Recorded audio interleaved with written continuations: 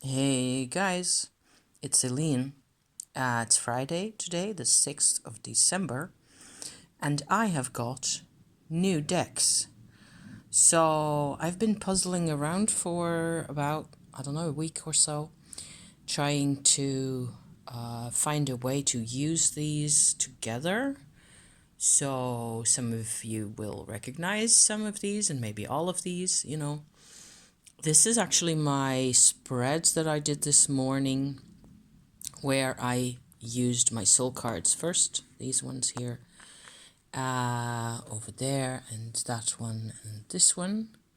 So, like a kind of a 4 directions. And then what I tend to have done, the soul cards are a new addition to the mix this morning, in the sense that I have used the other 3 decks that you see here a couple of times before this without the soul cards. So I felt that it was time for me to really also reconnect with my soul cards properly, what with inner personal growth and what have you. I find this, I've always thought these are really beautiful. I've owned the soul cards for a couple of years now, both of those, the first and the second edition of those. And I think they are really beautiful, and it's like I personally really like handmade art. You know what it looks like, real colors and real paint and real people and actual drawing happening and so on. Beautiful cards. So this is just a selection. That whole chunka clunka deck over there, that's the rest of them. I pulled these 4. I then pulled tarot cards from the Marielle. 10 of Swords looks like this. Great. Always good to see that one, right? The Ace of Wands that I put in the middle. And we have the 2 of Discs. So 3 Marielle cards, right? I'm just going through my process with these here, one at a time.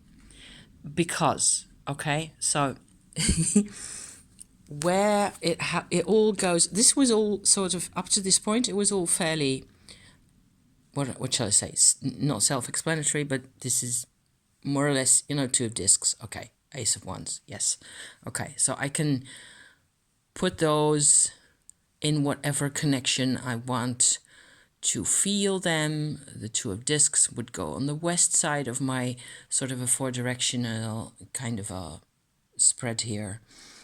The 10 of Swords would be linked to my east position, and then the Ace would go like where I am facing now, the center or something like that. Just as an idea.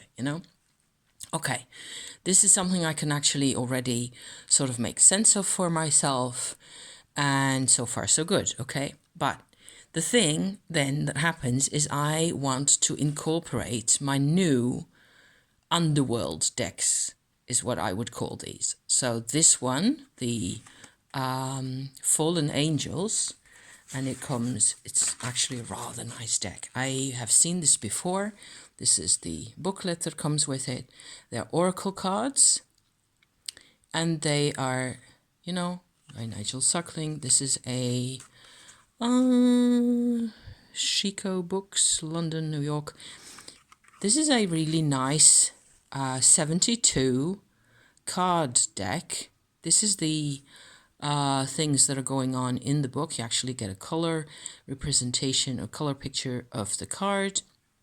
Cards are quite different, and I felt I'd sort of gone through this deck one time in a shop like 5 or 6 years ago, and at the time I felt they were all rather the same, with the sort of graveyard monument or shrine, like graveyard cemetery type art, or the photographs and things like that. And now I don't feel that way at all anymore. I think they're really different, and they're really pretty cards.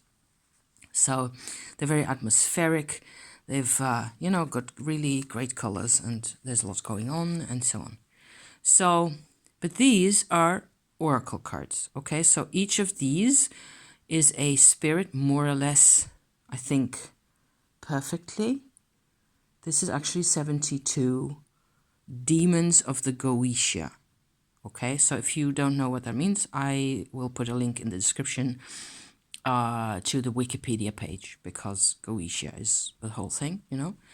And if you don't know what any of that is, then maybe you can have a look at that page if you want, because it'll, you know, make things a bit clearer. This is an old system from the 17th, 18th century, so it's not like ancient, super ancient to me as a European, that is. But these are, you know, these spirits, okay, they're called demons, and there's a couple of rather influential books that were published in those times, and a lot of stuff, you know, a lot of writing happens still around these spirits, some of which I actually have done, let's say, meditation work with and interacted with. Not these, though. There's a couple in the deck that I know a bit better, and I bought these decks to get to know the whole field of the Goetia better, if that makes sense, you know. So I have done forays into that world, and I've benefited from that in a therapeutic manner myself, even in ways I couldn't even begin to measure, because a lot of these are actually, they're about our darker sides, is what I feel. They're parts of us. And some of them aren't necessarily going to be that influential. It's very personal, and in a world, for me, okay, I'm talking about my own perspectives here all the time anyway, in a world where it is really difficult to find connections if you have lost them. Once you lost your connections to people, that's happened to me, okay? Long, long ago. So anything that helps me reconnect, actually, I am going to incorporate. And that's what happened with these. So not necessarily with Bune or Proof Loss, although this card I have seen once before. This is a completely new one that I hadn't even gotten around to looking at in any way whatsoever. Let me find one in my pile here. So this is the deck.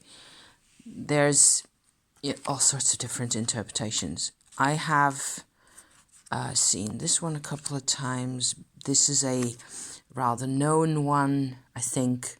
I don't know what I based that on, no idea.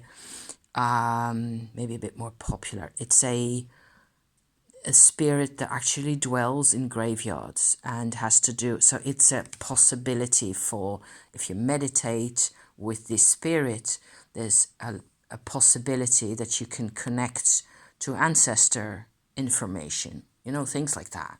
That's what they're for. They all have a different role to play. So I'm actually kind of hoping to find a spirit that I actually have something personal going on with, but I will of course have to go through the whole thing without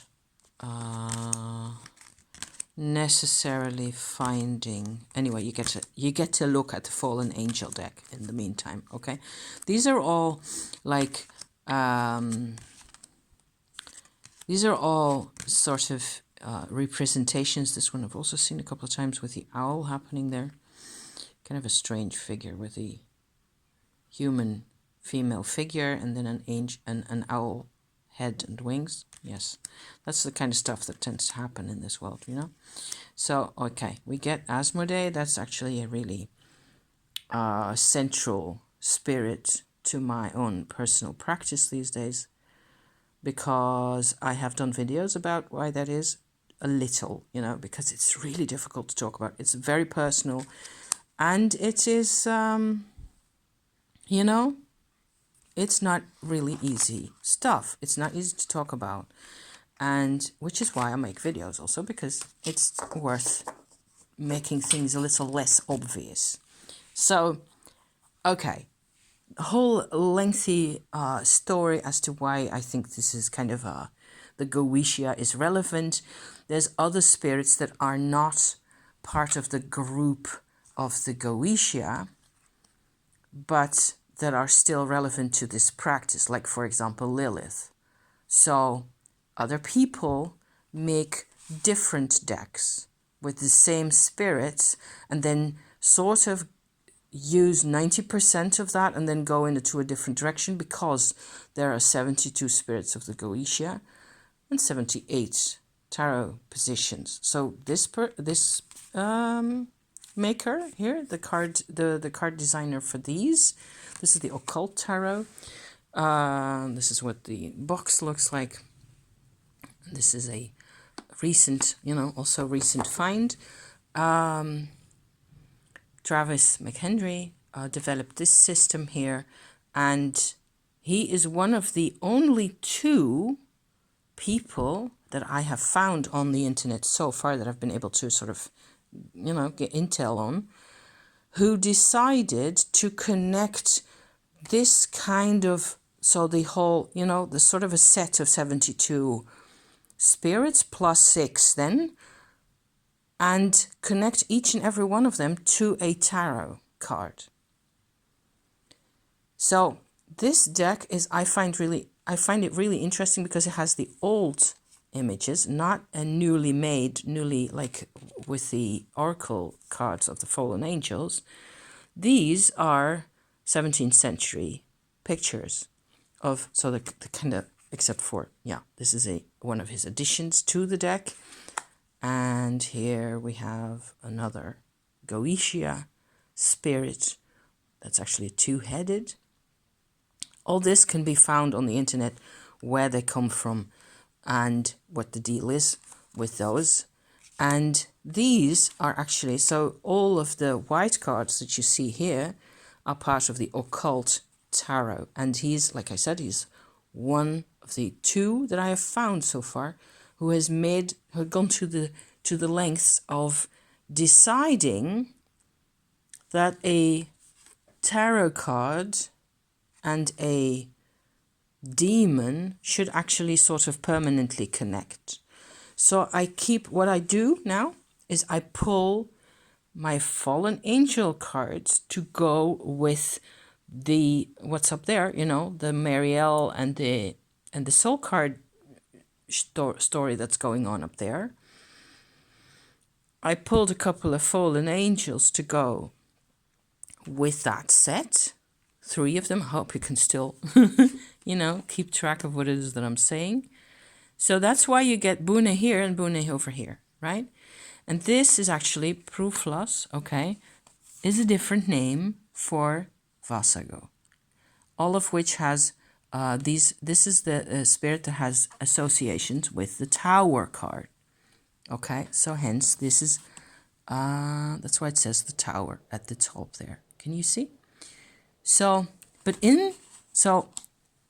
Travis McHenry did not, for whatever specific reason he had for that, I don't think he goes into that, in his book, which is a really pretty looking book which comes with this deck, okay? He goes into some of your potential ideas to meditate with the spirits, to invoke them, to do ritual. He does not, like, at all go at all into the tarot. It's for people who are really into, the 2 of Discs and the Tower and the Sun and the 3 of Cups and all the whole mechanism, I would say, that the tarot really is. All this stuff. It is kind of unsettling to have a card that is a tarot card, and in the book, all it says that it resonates with the Fool. The 2 of Cups, the 2 of Coins resonates with that one, with this one, and so on. This card, which is basically a spirit, to Travis McHenry, resonates with the 4 of Swords. Boom. That's it. Sorry for the noise. It's just an airplane. It's gone. So that's all the information you're getting in the book coming with the Occult Tarot. I could show you, but I have only one hand, okay, to actually pull this out. I keep the book sort of in the box under here, where this part of the box actually sits a bit higher up because the book is underneath. I will actually pull it out so I can show you. So this is what that looks like. And this is, so, see? Provides liberations and illuminations. Resonates with death in the traditional tarot. So there's a bit of description. The description about the liberation and illumination and so on is also on the card itself. So it's like a snippet, okay? So I keep this in the bottom of the box because it belongs with the deck, but I don't really find this to be, you know, particularly enlightening, since we are used to having tarot cards given a whole, you know, a 3 of Cups here is going to get a whole. I didn't bring the Marielle book out because I don't know where it is at this particular point. I put it somewhere in the house and it has disappeared. But yeah, that's just typical of me. There is a reason why Mary White, 3 of Cups, you know, looks like this. And this is the 4 of Swords, which goes with the Sirius right here. Okay, so none of which, there's no more, it's just the spirit and the description of the spirit. So you have to sort of you have to know your way around a tarot deck, I would say, in order to be able to sort of profit from this. It's like a second level where all these are already rather weird. A lot of these cards are already rather, you know, the images are kind of, it's from a different era and so on and so forth. So I find this really interesting because, okay, so back to what I have been doing here. I have pulled my fallen angel cards.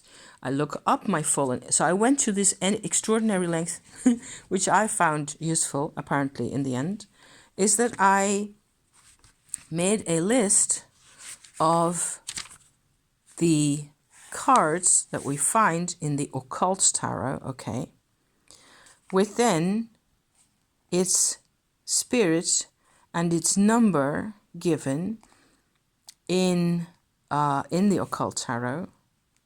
I even also looked up on the internet the other deck, which is a Fabio Listrani deck that's called Goetia and Tarot in Darkness, okay, to compare the tarot references, if this still makes any sense to you, between the 2 decks, okay? So the High Priestess is Dantalion actually in both of those decks. It is one of the 2 cards in the 78 tarot that we have that's the same for both decks. Moment we go to the Empress, we get Grimoire in the Occult and Murmur in the Darkness Tarot, okay? Emperor is Baal here and Zargon in the other one. There are no correlations. So that was freaking me out already. And because I am interested in tarot as much, or yes, I suppose really as much, nearly as much, it's different, right? I've used tarot all the time for the past 5 or 6 years or so. And I wouldn't know what to do without a couple of tarot decks in my life. So what I did then is I made a whole tarot list in my little old notebook here with a page first for the majors each, like so, with a couple of notes, so I can also take further notes as I work with this stuff, okay? And then going into the ones, it was rather haphazard and it's not the most beautiful handwriting that I've ever done in my life, but you can see Page of Wands, Knight of Wands, etc. And the name of the spirit goes with it, and then the name in grey actually in the other deck, just to have a complete sense. That's the sequence in the tarot, okay, this one. Then I translated this whole thing into my Fallen Angel book, where it is a list of the 72. Okay, so going back to, like, for example, let me go back to Dantalion. That would be easy if I knew where that one is. And I don't, of course, because I don't know its number by heart.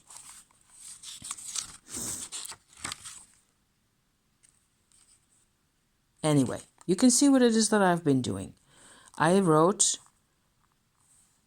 the tarot references in both the decks at the top of the page for each of those spirits. So I can look my things up now. I can actually go really easily from one system back and forth to the other all the time. So this is actually working for me, because once I have pulled my fallen angel cards, I will look up the tarot corresponding card in the occult tarot and put that one right next to the fallen angel card. So I can compare those two.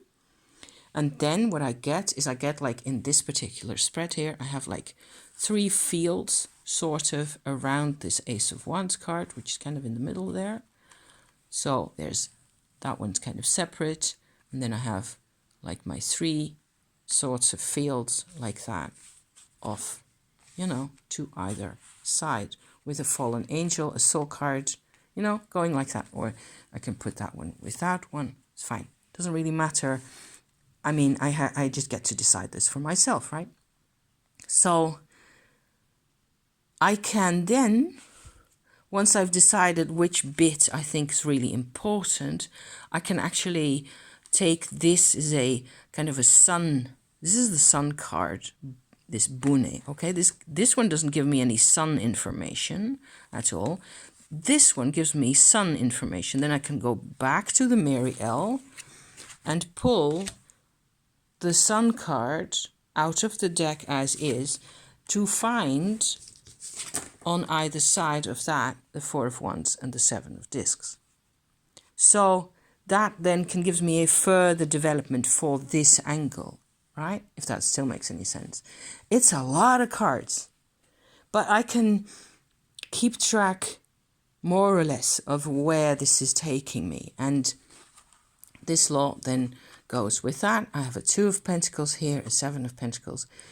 And you could just, I suppose what I might eventually decide to do here is I will write this all down. There's a bit of a difficulty always for me to find a way to describe my soul cards in my journals, because they don't have names or numbers or none of it. At least I have not done anything of the sort. This is more or less what I associate then with these difficult cards, okay? I can look up the Tower. I actually did that earlier in my Marielle. Again, same as before. And I get a Devil and a World card that go with this whole Tower notion here on that side. So I'm sort of braiding in or weaving the cards back from one system, one to the other, all the time. And this then gives me some kind of I'm getting like a notion that also with this one, which was right here, I look up the corresponding spirit tarot version in the occult tarot, then the spirit in the other deck, and I sort of conflate all this information into one stream. And I got from this actually that instead of it just being about threats, the 10 of Swords and the Tower spiel going on over there, it's not anymore just about threats to me. I have sort of internalized a lot of that, but I have become also a lot more, I'm really strong, is I suppose what I'm sort of trying to say here. So this is what allows me then, it's the strength that allows me to surrender up to a point. I suppose, you know? And that gives me, so it's really personal. And the whole thing with the demons really is very personal. And I think people are sort of attracted to all this because it is possible to do really deep personal work with this. I have not connected with Malphas or Vasago, but you can look up the incantations, the invocations on YouTube and find, that can take you places, is what I have been doing. And more happens. I started part of this with Hecate. There's so many invocations on YouTube, and one of them was Hecate, and that one I have been using, quite a bit. So this is my take on these decks. I have been putting off making this video for a whole week because I've already, and this is nearly half an hour. That is quite plenty about this because they're very different systems. I do think they sort of support each other really well. And, I get like a corner where that's what I have been fighting, okay? This is how I am coming into a more peaceful kind of a situation in my life. And this is where the growth is, what the growth looks like. These kinds of things. So groupings in the space, really. Thank you for watching. I hope this is interesting or entertaining in one way or another. I will watch this back now. Thank you, my people. And I'll see you next time. Okay? Bye-bye for now.